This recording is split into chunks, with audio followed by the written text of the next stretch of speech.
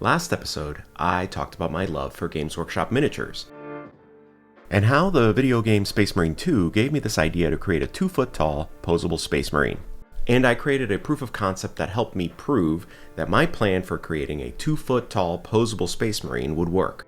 I'll show you how I'll take the same method that I used to create the hand armature to make the body of the Marine. The fabric glove will be similar to how I make the entire undersuit of the Marine, and then the armor will be sewn on in very similar ways. It totally worked. I had something that I thought I could apply to the rest of the process of building the Marine. If you missed it, make sure you go watch it before you watch this video. Now it's time for me to take the Space Marine to the next level, where I will create a full armature and then create the entire underbody suit.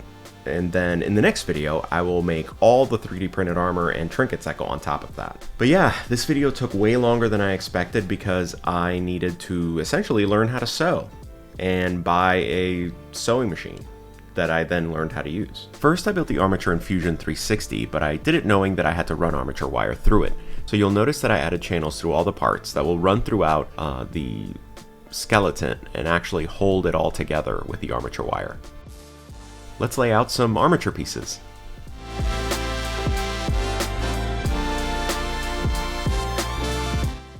Here's the channel for the arm. The chest area has a couple different channels to run the armature through.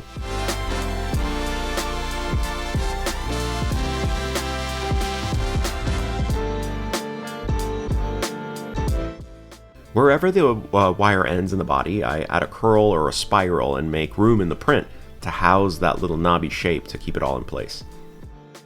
I really don't want the armature sections to separate over time, so I want to make sure to score and roughen up the areas of the prints that I want to glue together.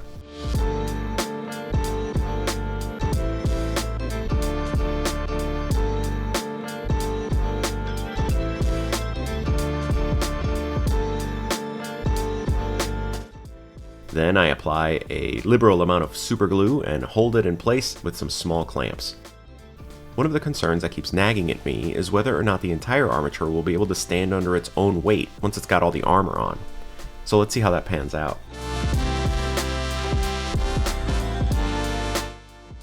Space Marines are super soldiers grown from what is known in the lore as gene seeds. They defend the empire of mankind from the enemy who are known as Xenos. Everything started with the Emperor, of course, the immortal ruler of Terra. He created 20 Primarchs, each a genetically engineered demigod designed to lead vast armies. But before he could crack open the test tubes where he was growing them, forces of chaos essentially teleported these unfinished demigods across the galaxy.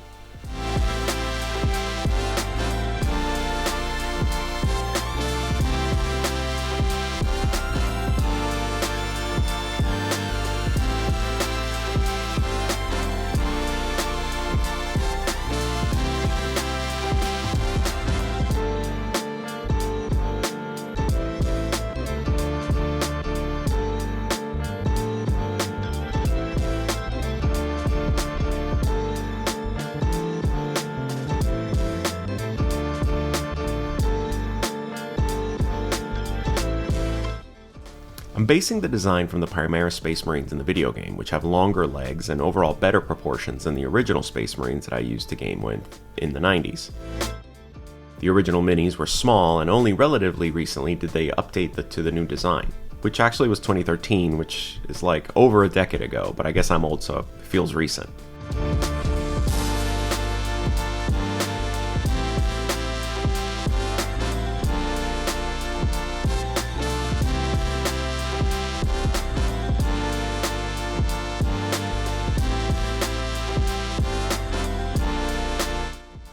So the Primarchs grew up far away from their godlike father and instead learned the cultures and ways of wherever they landed.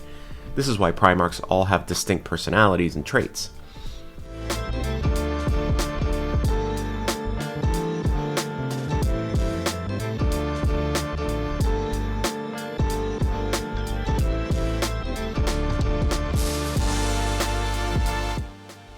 It took the Emperor years to find all of them. Some are still even missing, and he found some sooner than others, which made some Primarchs have stronger connections with their father. Then thousands of Space Marines were created from these Primarchs and created legions of soldiers that then were led by them. Each with their own way of operating based on their Primarch's genetics and teachings.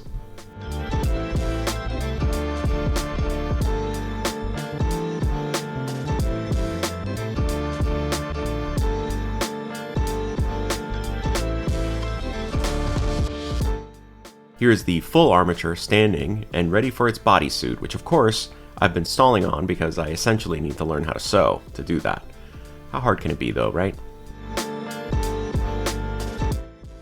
Okay, so because I want this Space Marine to be posable, I literally cannot 3D print anything for his undersuit. It all has to be made of fabric.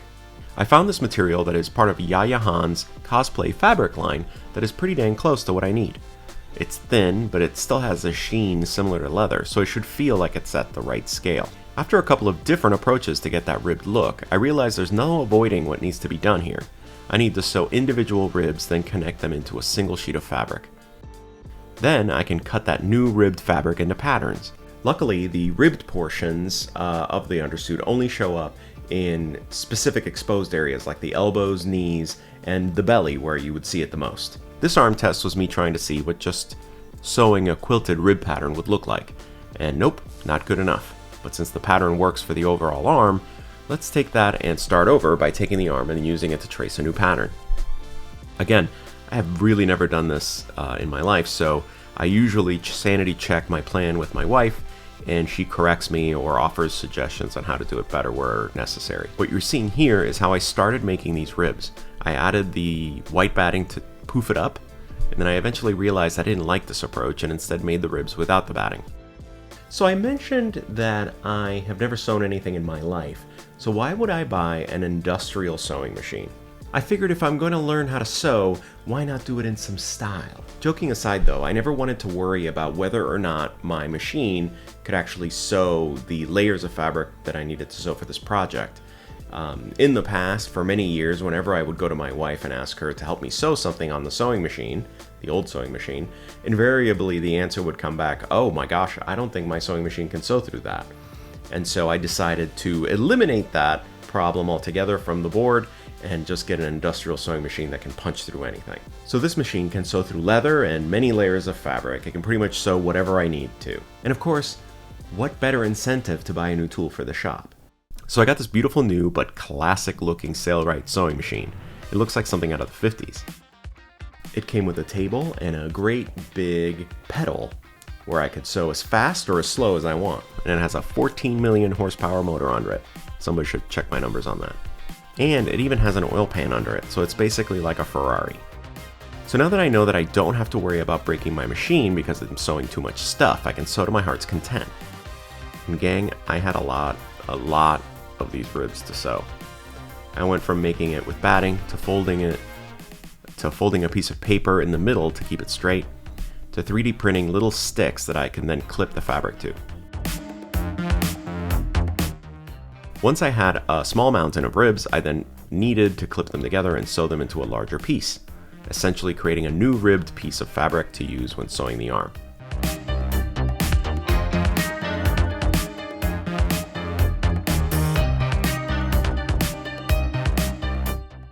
Once I had that, I would then need to create the top of the arm and the forearm from the unribbed material. This of course is because you won't see these portions of the undersuit once the armor is on. It's very likely that the real suit is entirely ribbed. One would think anyway.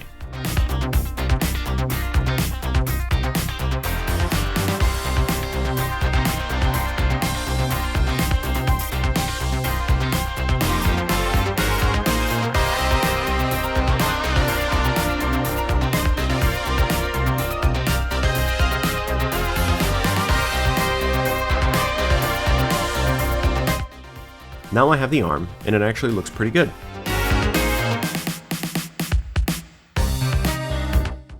Now it's time to fold it over and sew it. Later I'll realize that I'll have to reopen it to attach it to the rest of the bodysuit, but that's fine.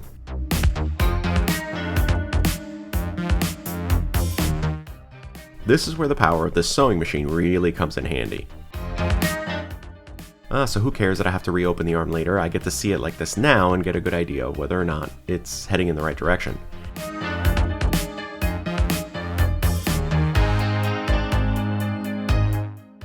And I'm thinking it is. Though it's a little sloppy, so I'll need to clean it up a bit. So I know how I'm gonna do this now, but let's not be fooled, I still don't really know what I'm doing. So I'm gonna reach into the depths of my wife's fabric drawer and grab the ugliest piece of fabric I can find so that I can make some fake pants before I make the real ones from the real fabric. So after some research online, I figured out what measurements are important here. The waist, the distance from the waist to the crotch, the inseam, and the ankle area. Of course, the proportions of a Space Marine aren't the same as a human, so I'll need to adjust this to match. In order to do that, I printed out these Space Marine proportion correct patterns, and we'll use those.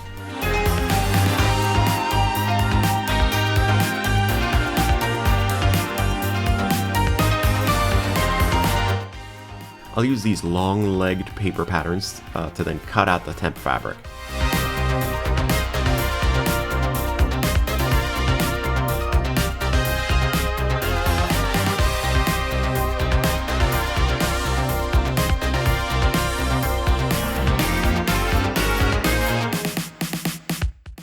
Then I'll use those fabric cutouts to cut out a perfect match for the opposite leg.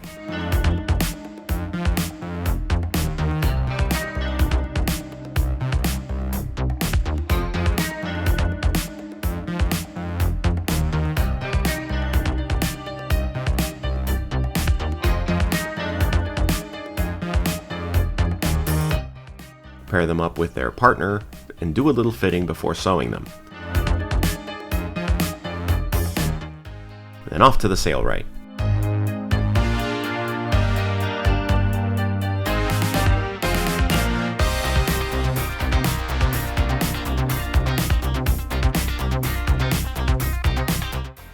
And once those pieces are all sewn up, I get to dress the giant super soldier with this flattering green color.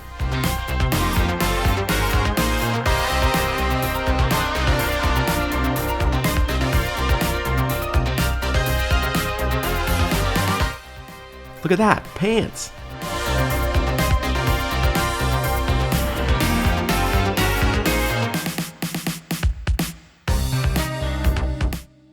Now I need to draw on the pants where all the ribbing goes and in what direction it travels in.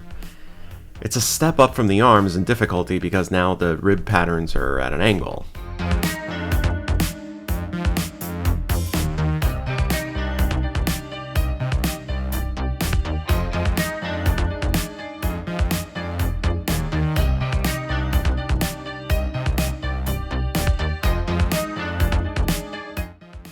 Now I cut these pieces apart to make patterns out of the sections and get an idea how long the ribs need to be.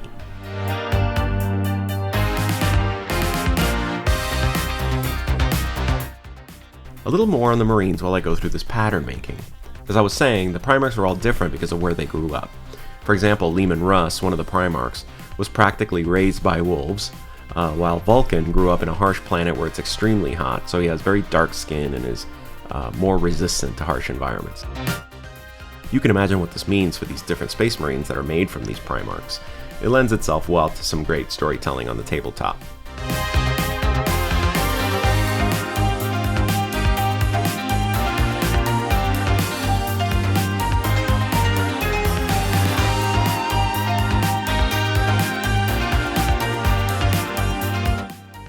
I did not capture all the times that I laid out fabric and cut out ribs, because you would be bored to death. I also didn't capture every time I sewed the ribs. I watched old TV shows while going through the tedium. Having the patience and perseverance to do these long, repeated processes goes a super long way to creating something cool. So while I'm doing it, if I get tired, I just tell myself that being patient and careful is what's going to make this better. Trying to focus and not stab myself with the sewing machine.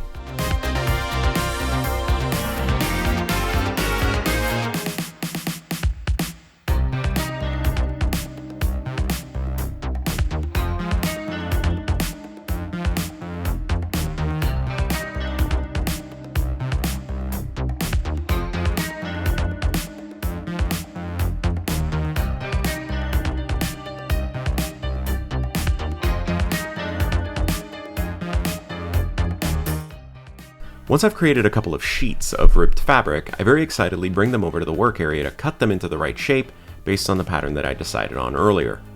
Every time I threw away scraps of this ribbed fabric, it made me super sad because they're so precious. But I'm seeing something come together here. With one half of one side of the top of the pants complete, I now need to make the legs.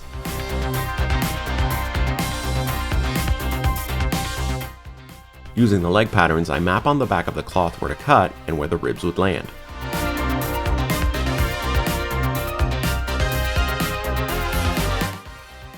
I sew the plain fabric to the ribbed fabric to build the pant leg. Of course, doing that 2 times for the back and the front, then sew both those sides together. I'm always eager to see how it's looking, so once sewed, I opened up the leg and made sure that it still basically fits the armature. Still have plenty of work to do, so let's make the other side the exact same way I made this side. I'm going to go ahead and speed this along for you so you don't have to see me make the exact mirrored section again.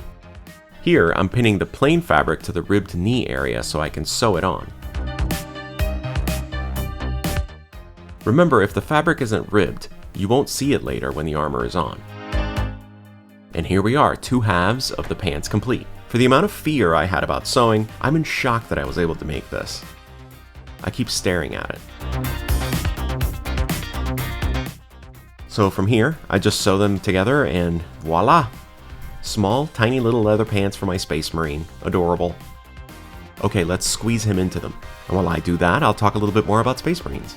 I mentioned earlier that there are many different types of Space Marines because they all come from different Primarchs. This Space Marine will be an Ultramarine, the blue one that is generally used by Games Workshop when they represent a Space Marine. Now that the pants are on, I need to go through the same process for the top, so I'll grab some fabric from the back of the drawer and start drawing an outline. Once I was happy with it, I cut out the shape and did some test fittings. Then I drew the shapes on the onesie, where the ribs would appear in which direction. Let's skip past some of the initial rib making to show you how it's coming along. This is one side of the top, with the right abs shown. Then I've got the bottom of the onesie to attach to that. Through the magic of television, I'm going to speed through all of the creation of ribs and sewing those together so that we can get to seeing how I put those into the pattern. Here's one side of the back. I'll need to cut this out to match the pattern. Oh, and I forgot to mention, I bought me a sweet pair of fabric scissors. They cut like butter. The other half of the back gets cut out. And then I have to cut them both across the top. Lay one side over the other and pin for sewing. Yeah, for sure my old sewing machine wouldn't have been able to do this.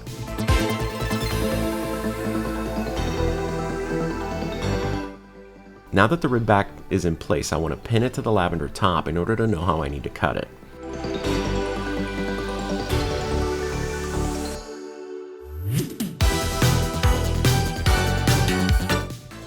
And we're starting to see the shape come together. Now for the front. Pin the front bottom together and sew that.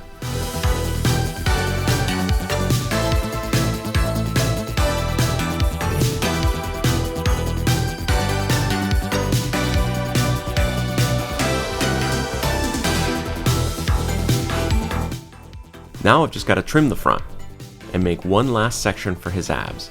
I was really hoping that I could use this last strip of rib material for what I needed, but nope, I had to make more ribs and sew those together. So let's go sew some more. Okay, I finally have all the parts and pieces I need to finish the top.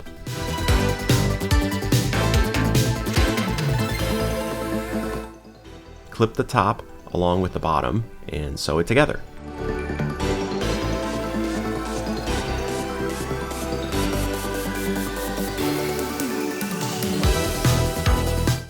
I'm going to use the lavender pattern to decide where to cut.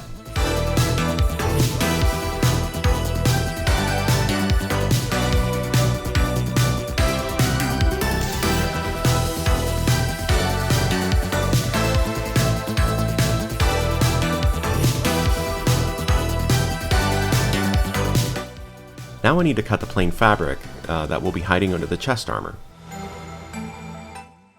I'll sew those together.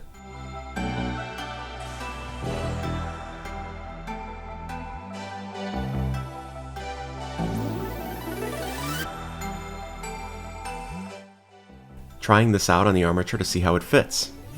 Testing to see that everything fits in the right place requires some test pieces.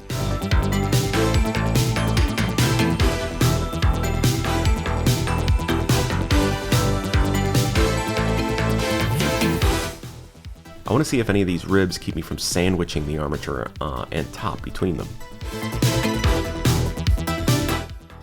Then, eventually, the stomach plates go here. Okay, fitting's all done. I need to clean up the sides by sewing those together. I fold over the edges, clip them in place, then sew.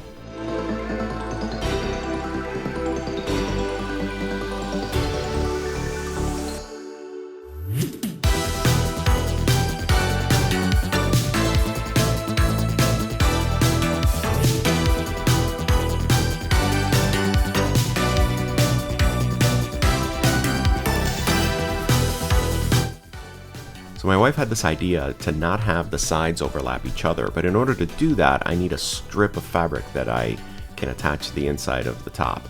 So I grabbed this material that's almost like seatbelt material to sew one side of the Velcro strip to.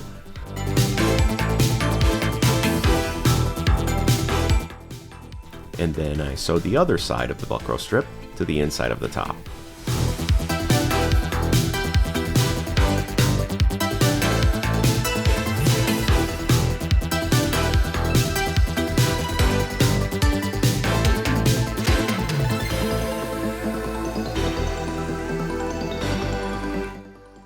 Okay gang, here we go, another fitting.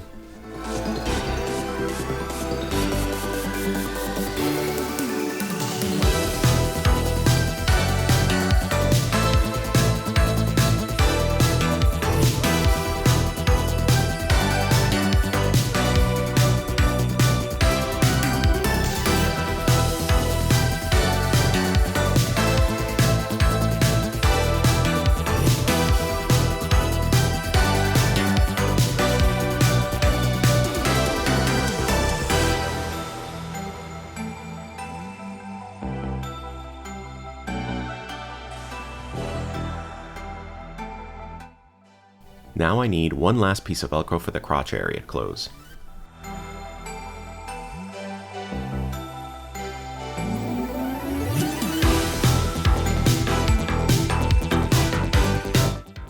I opened up the arms earlier because it is that moment where I realized I never should have sewn them closed.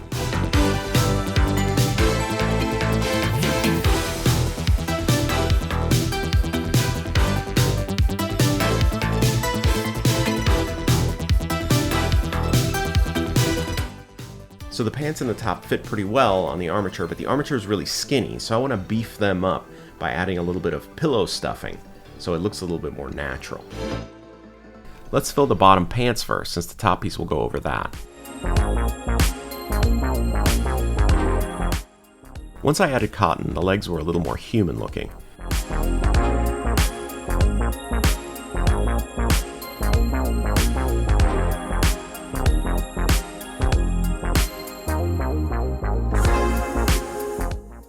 Another armor test. And now to stuff the top.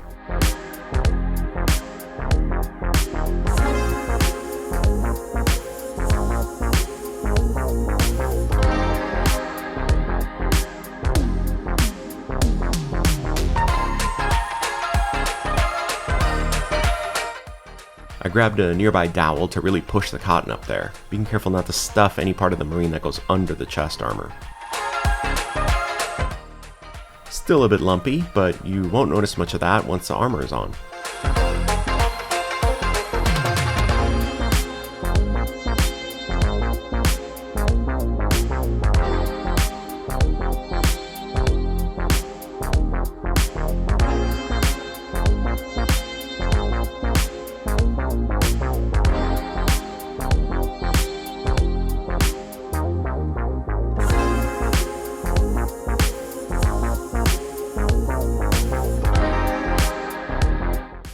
Just like with the hands that I made last video, I need to test to see how this works as well. I slipped them on so I could see if the armor was falling on the right places. I only want the ribbed areas to be seen. Oh, and I printed out a small helmet because, well, you gotta see him with the helmet on. Gang, it's looking pretty cool, okay. And it can definitely stand. Check out some of these close-ups.